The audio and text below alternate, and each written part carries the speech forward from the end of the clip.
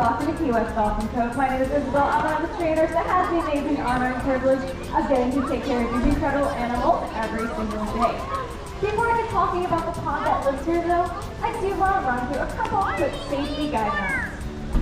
First, we do want to make sure we are keeping all of our personal belongings on the human side of the ropes and railings.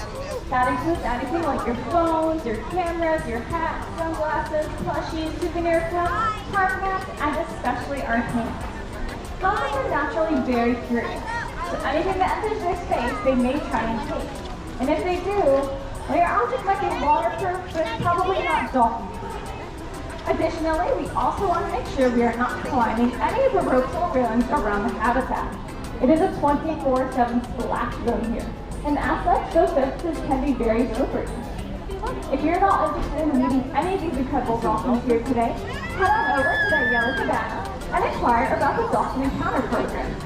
This is a really fun 5-minute program where you'll be pulled by with a trainer like myself, and you'll get to meet one of our incredible dolphins. During that encounter, you can also get a cool opportunity for a feed and a really cool opportunity for a touch.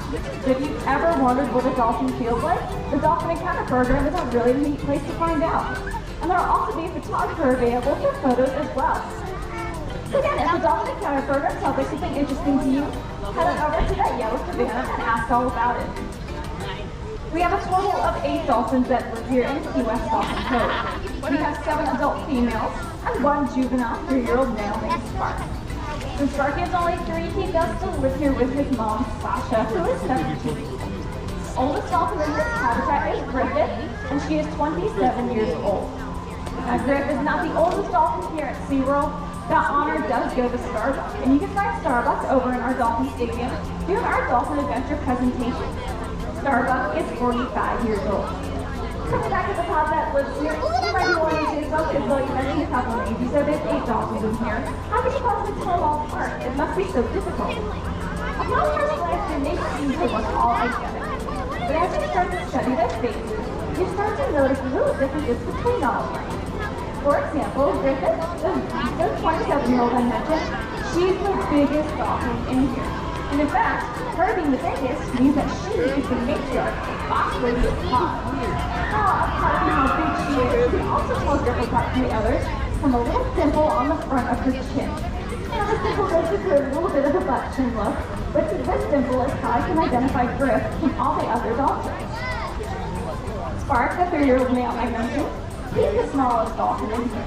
But he was also born with little birthmarks right in front of his eyes that look like starbursts or snowflakes. If you see a little dolphin go by and you see those birthmarks right there in front of his eyes, you know that's going to be our little 3-year-old male Spark. His mom, Sasha, got a little harder to pick out from the others.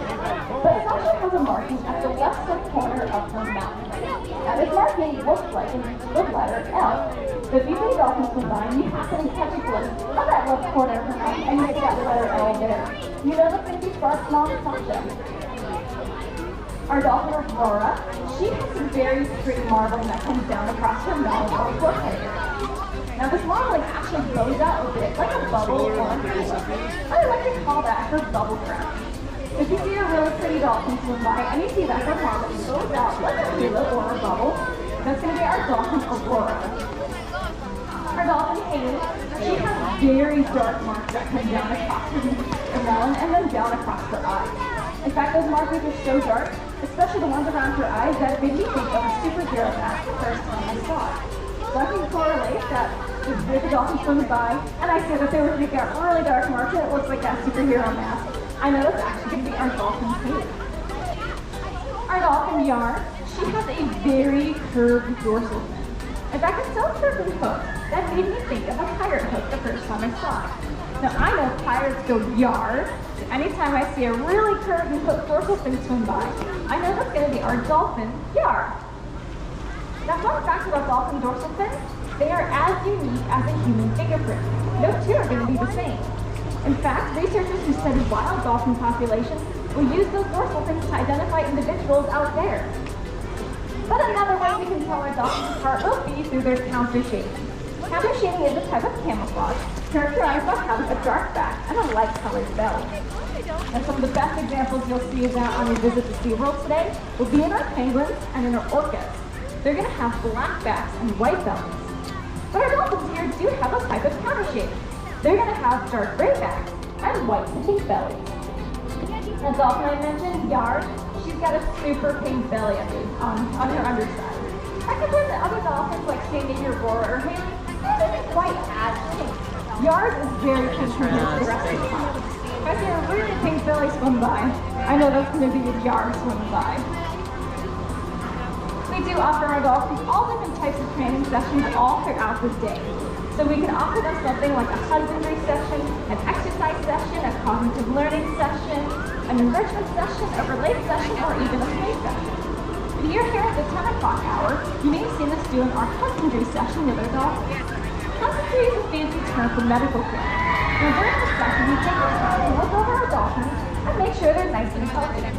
We'll ask them to lay out for us either ventrally, or with their belly to us, or dorsally with their back to us.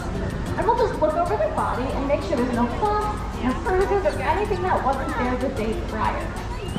Utilizing those layouts though, we can start training more complicated behaviors. For example, a blood layout. That's where we ask them into a ventral position where they lay back and we just hold their tail loose. For the first time we ask this behavior, we're not going to take a blood sample right away. They're going to be a little scared. We want to make sure they're comfortable with the whole process. So we'll train it in baby steps.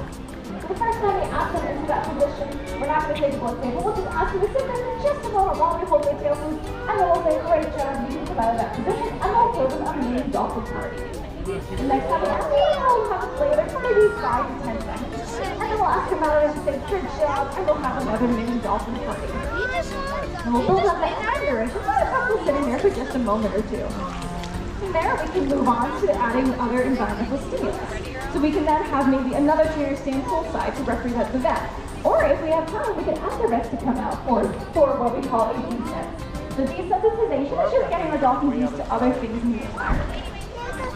From there, we can move on to touching their tails with our fingers to simulate what it'd be like when the vet searches for a vein. So when the day finally comes, we do need a blood sample. Our dolphins know exactly what to expect, and will be totally comfortable with the whole process. If you guys have any further questions about the dolphins that live here at Dolphin Cove, or about Seaworld in general, again, my name is Isabel. I'll be there to answer any questions you may have.